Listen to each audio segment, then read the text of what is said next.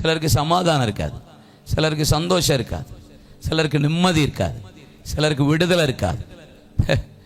அம்பானி 3000-5000 கோடி ஒரு மகனுக்கு கல்யாணத்துக்கு பயன்படுத்தி உலகத்தில் இருக்கிற பிரசித்தி பெற்ற Hollywood actor, Bollywood actor, Tollywood actor, என்னென்ன ஆக்டர்ஸ் எல்லாம் கூப்பிடணுமோ கூப்பிட்டார். எத்தனை பிஸ்னஸ் மேனை கூப்பிடணுமோ கூப்பிட்டார். ஒரு மகனுக்கு 5000 கோடி. ஆனால் அந்த மகன் பேட்டி கொடுக்குறான், எழும்ப கஷ்டப்படுறேன், தூங்க கஷ்டப்படுறேன், சாப்பிட கஷ்டப்படுறேன். அந்த தம்பிக்கு இருக்கிற வியாதி மிக கொடுமையான வியாதி. சரீரத்தை அவன் ஒல்லியாவே ஆக்க முடியல. அவனுக்கு இருக்கிற அந்த ஹார்மோன் சுரக்கிறதுனால அவனுக்கு இருக்கிற பிரச்சனை, ரொம்ப கஷ்டப்படுறான். 5000 கோடியில் கல்யாணம், இவ்வளவு ஆசீர்வாதம், பணத்துக்கு குறைவில்லை, பங்களாவுக்கு குறைவில்லை.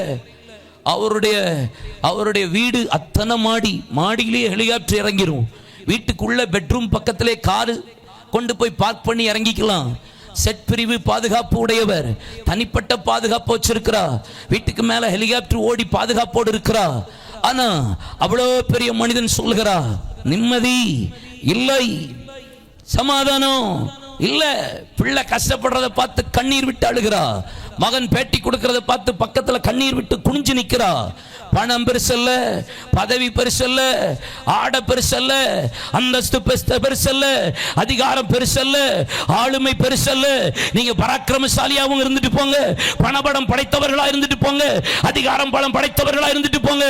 இன்னைக்கு நான் சொல்லுவேன், உலகத்திலே தி பெஸ்ட் பிளெஸிங், உலகத்திலே சிறந்த ஆசீர்வாதம் ஒன்று இருக்குமானா அது தேவன் கொடுக்கிற சமாதானமே அல்லாமல் வேற ஒன்றும் இருக்காது, முடியாது.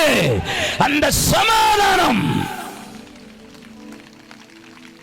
ஹல்லேலூயா. எவ்வளவு இருந்தா என்னங்க, பெரிய சர்ச்சு, பெரிய ஊழியக்காரன், பெரிய சபை, பெரிய விசுவாசி, சமாதானம் இல்லைன்னா, சந்தோஷம் இல்லைன்னா, ஆசீர்வாதம் இல்லைன்னா, விடுதலை இல்லைன்னா, சிறையிருப்பு மாறலைன்னா, ஆரோக்கியம் இல்லைன்னா, டாக்டர் மருத்துவமனை போயிட்டே இருந்தா எந்த மனிதன் நிம்மதியா இருப்பான்?